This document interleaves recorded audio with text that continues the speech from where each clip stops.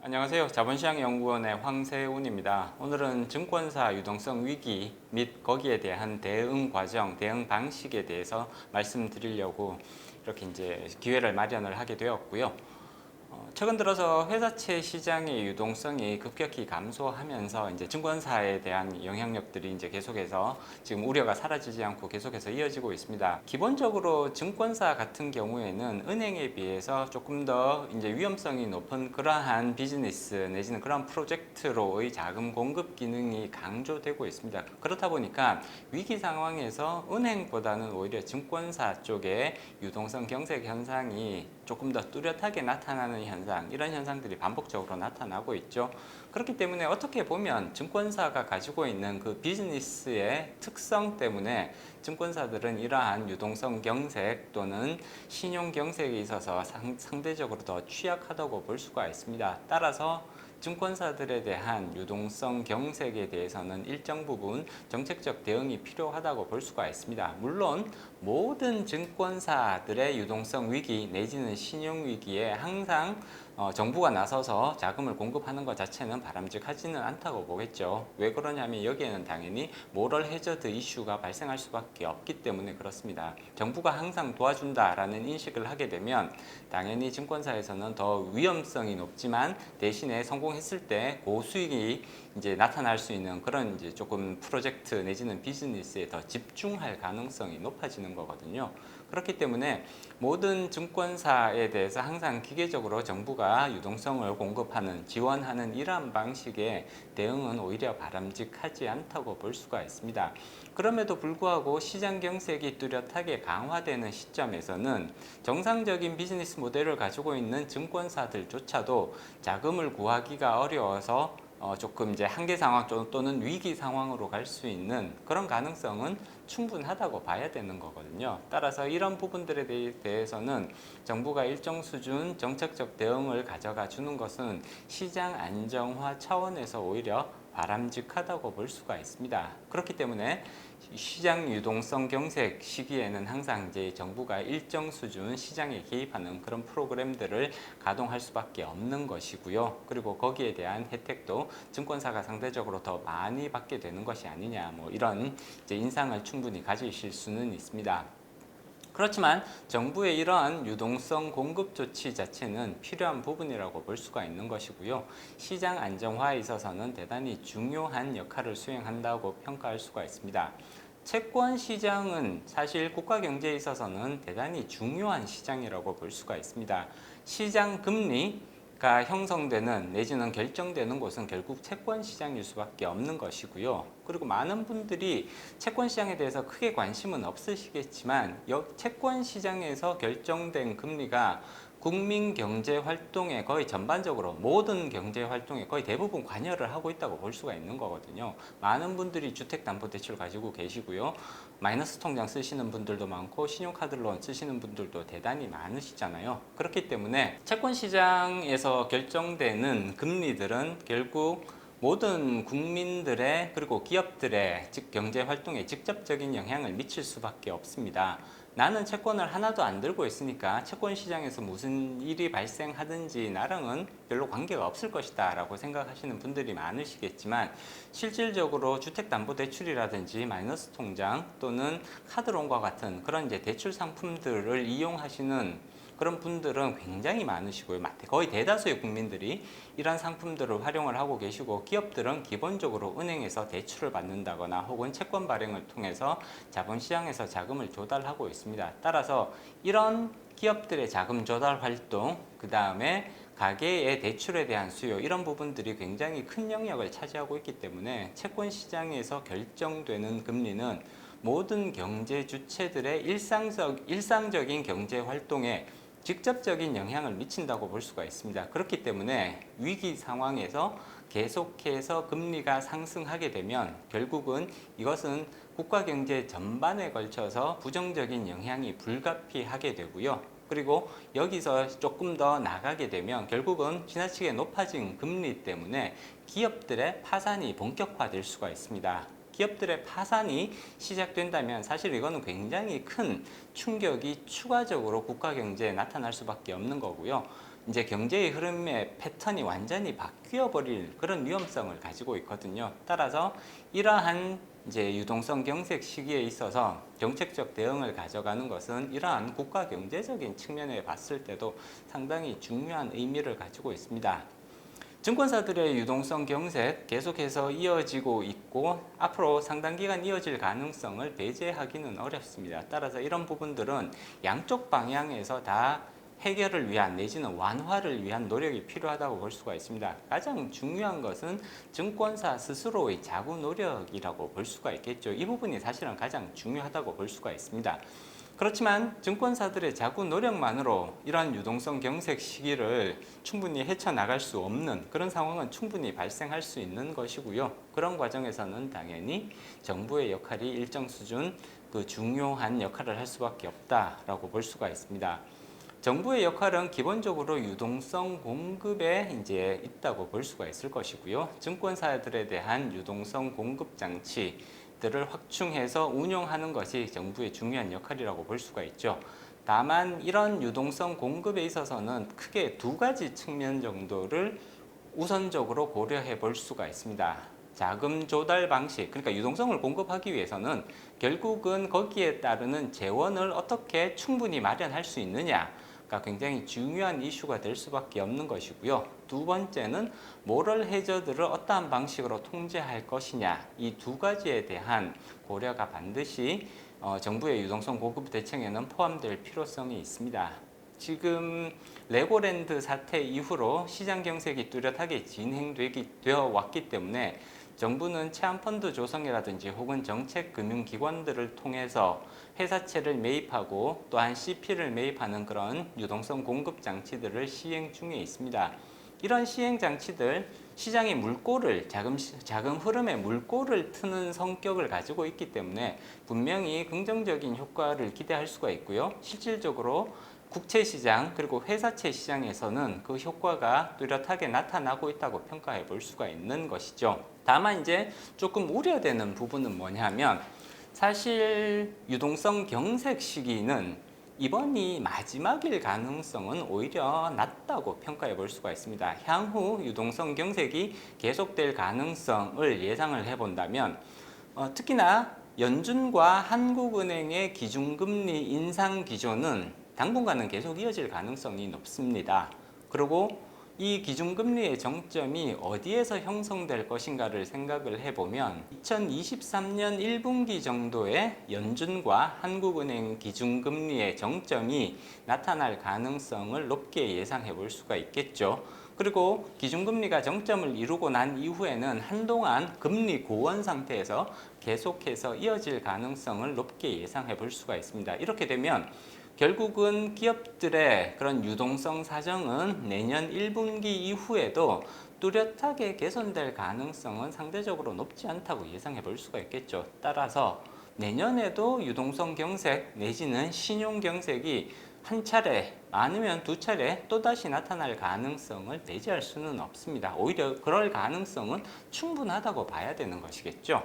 그렇다면 추가적으로 이러한 경색들이 심화되었을 때 어떠한 정책적 대응을 가져갈 것이냐, 거기에 대해서 정책적인 수단들을 얼마만큼 확보하고 있느냐는 사실 상당히 중요한 의미가 있는 것이고요.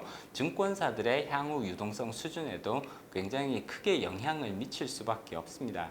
오늘은 이런 부분들에 대해서 조금 더 이제 살펴보는 이제 그런 시간들을 가지면 충분히 이제 의미가 있지 않을까 그렇게 예상이 되고요. 정부의 유동성 공급 정책들은 사실 증권사들의 향후 재무 상태 내지는 경영 활동에 있어서 상당히 중요한 영향을 미치는 변수가 될 수가 있습니다. 근데 이제 현재까지의 정부 정책 방향들을 살펴보면 체험펀드의 조성이라든지 혹은 정책금융기관들에 의한 회사채 매입 또는 CP 매입, 그 다음에 한은에 의한 긴급 유동성 공급 정책, 이 정도로 이제 요약이 가능할 텐데요. 가장 중요한 부분들은 체험펀드와 그 다음에 회사채 또는 CP 매입 프로그램의 운영이라고 볼 수가 있습니다. 근데 이러한 프로그램들에서 나타나는 공통적인 특징은 민간 금융회사들에게 그 재원 마련에 대해서 굉장히 크게 의존하고 있다라는 특징이 관찰이 됩니다. 민간 금융회사들 주로 이제 은행들 내지는 금융지주 회사들이 이제 많은 역할을 하게 되는데 유동성 경색 시기에는 은행들 또는 민간 금융회사들의 유동성 수준도 사실 많이 떨어질 수밖에 없는 것이거든요. 그렇기 때문에 이 민간 금융회사들에 의해서 유동성을 그러니까 재원을 마련해서 체험펀드와 같은 그런 이제 장치들, 이제 도구들을 운영을 하게 되면 사실상 유동성 공급 효과가 나타나는 것은 사실입니다만 그 공급 효과가 상대적으로 조금 축소되어서 나타날 가능성을 우리가 충분히 예상해 볼 수가 있는 것이고요. 그리고 유동성 경색 또는 신용 경색이 또 한 차례 나타난다거나 혹은 장기간에 걸쳐서 그러한 경색이 이어지게 된다면 사실 민간 금융회사들은 갈수록 유동성 제약에 걸릴 수밖에 없다라는 사실을 인식할 필요성이 있겠죠. 그렇기 때문에 조금 더 근본적인 차원에서 유동성 공급에 대한 재원 마련을 어떻게 가져갈 건가에 대해서 조금 고민해 볼 필요성은 있을 것 같습니다. 특히나 이 부분에 있어서는 우리가 미국의 유동성 공급 장치들에 대해서 조금 살펴볼 필요성이 있을 것 같은데요. 미국은 기본적으로 유동성 공급을 민간 금융회사들에 의존하는 방식보다는 연준, 그러니까 미국의 중앙은행이죠. 연준의 발권력을 이용한 유동성 공급 재원 마련이라는 그런 이제 해법, 접근 방법을 선택하고 있습니다. 물론 중앙은행의 발권력에 의존하는 것이 과연 가장 합리적인 것이냐, 내지는 중앙은행의 발권력에 의존하게 되면 그러면 금융회사들이 이제 과도한 이제 리스크 테이킹이라든지 이런 부분들에 대해서 모럴 해저드를 오히려 강화시키는 그런 것이 아니냐라는 비판이 존재를 합니다. 금융회사들의 책임을 더 강하게 물어야 된다는 그런 이제 비판 여론들이 존재하는 것은 사실입니다만 위기 상황에서는 그러한 이제 모럴 해저드의 가능성보다는 오히려 일단 시장의 기능을 정상화시키는 것 그리고 시장 기능을 정상화시키기 위해서 가장 효율적이고 상대적으로 비용이 적게 드는 방법을 선택하는 것이 가장 중요하다고 볼 수가 있죠. 그렇기 때문에 미국은 연준의 발권력을 이용한 그러한 유동성 공급 장치를 반복적으로 가동해 오고 있다. 사실 이런 부분들은 우리 시장에 있어서 굉장히 중요한 시사점을 가진다고 볼 수가 있습니다. 물론 연준의 발권력이 그러면 모든 문제를 해결할 수 있는 정가의 보도인 것이냐? 그렇지는 않습니다. 연준의 발권력을 활용한 유동성 공급은 유동성 통제 장치가 될 수는 있겠지만 신용 위험을 통제하는 그런 장치가 되기에는 한계가 있을 수밖에 없거든요. 예를 들어서 유동성을 공급을 했는데 거기서 디폴트가 발생할 위험성을 배제할 수는 없습니다. 만약에 중앙은행의 발권력을 동원을 해서 유동성을 공급했는데 디폴트가 나버리게 되면 그럼 그 디폴트로부터 발생하는 손실을 중앙은행이 떠안아야 된다는 그런 문제점들이 발생할 수가 있죠.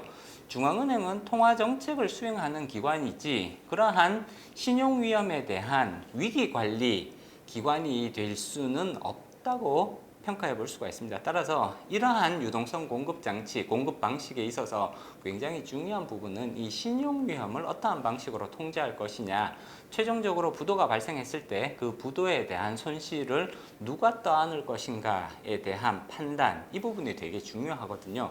미국 같은 경우에는 재원은 중앙은행이 공급을 하지만 신용위험에 대한 통제, 다시 말해서 부도가 났을 때 그 손실을 누가 떠안을 것인가는 결국은 정부, 특히 미국 재무부가 그 신용위험에 대한 위험을 전적으로 인수를 한다라는 점에서 굉장히 중요한 특징을 관찰을 할 수가 있습니다. 재원은 연준이 마련하되 신용위험은 미국 재무부가 떠안는 방식으로 이렇게 하게 되면 연준은 부도에 대한 우려 없이 자금을 공급할 수 있게 되는 그런 이제 장점을 가지게 되는 것이고요. 이러한 접근 방법이 효과를 나타낼 수 있는 것이 일단 대규모로 자금을 공급하는 것이 가능하고요. 그 다음에 신용경색의 기간이 내지는 유동성 경색의 기간이 장기간 지속될 수 있습니다. 이렇게 되면 민간기업에 의존한 방식이라면 기간이 길어지면 길어질수록 민간 기업들은 거기에 대해서 큰 부담을 느낄 수밖에 없다는 것이거든요.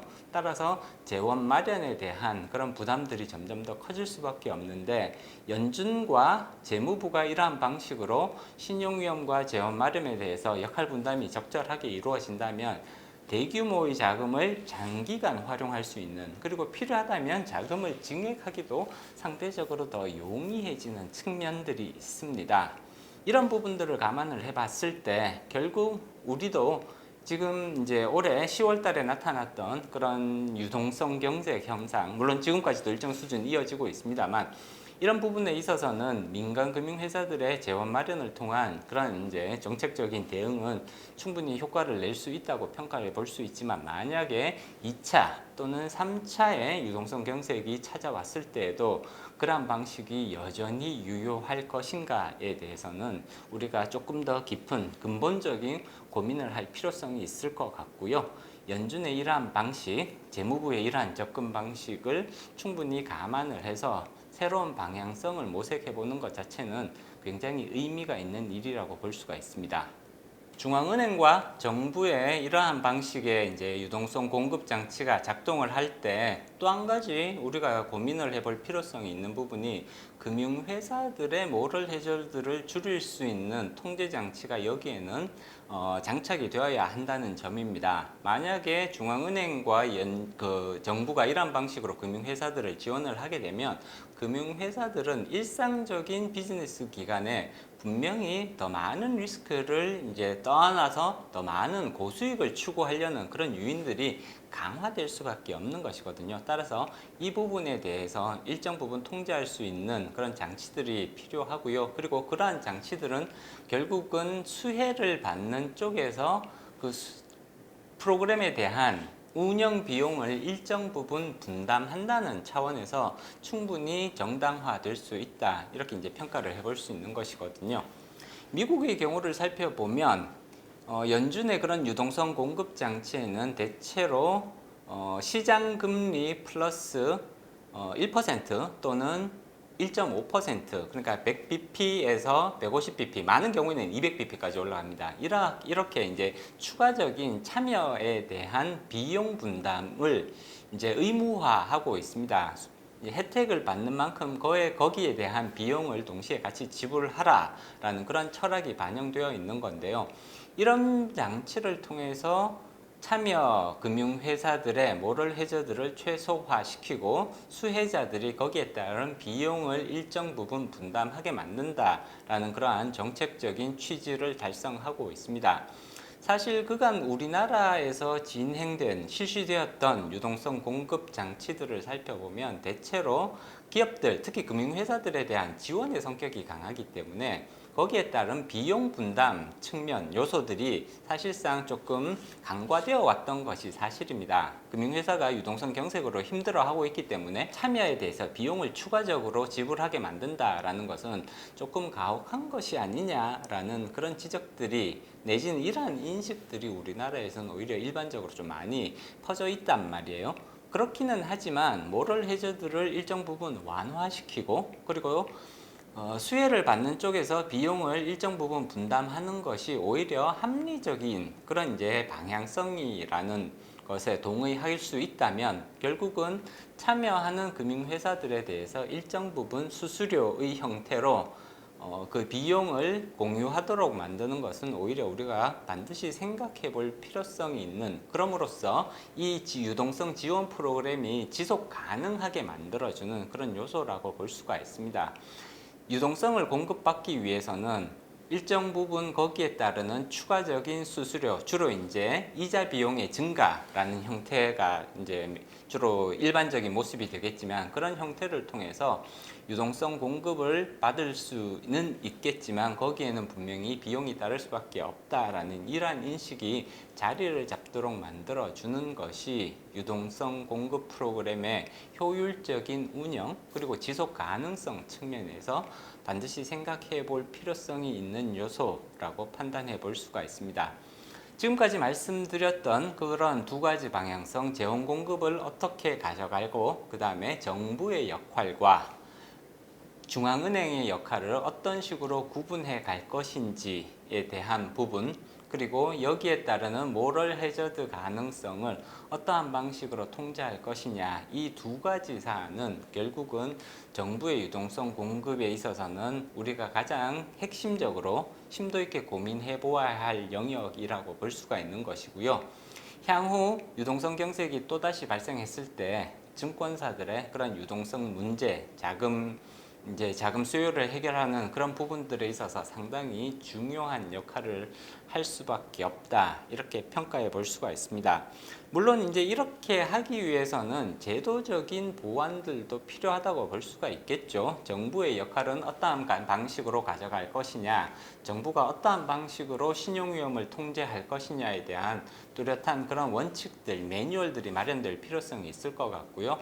마찬가지로 한국은행의 역할은 무엇이냐에 대한 보다 구체적인 그런 이제 가이드라인 내지는 한은법의 개정과 같은 그런 이제 명시적인 제도의 변화를 통해서 그런 역할들을 부여하는 것 자체는 우리가 충분히 고민해 볼 수 있는 방향성이라고 볼 수가 있습니다.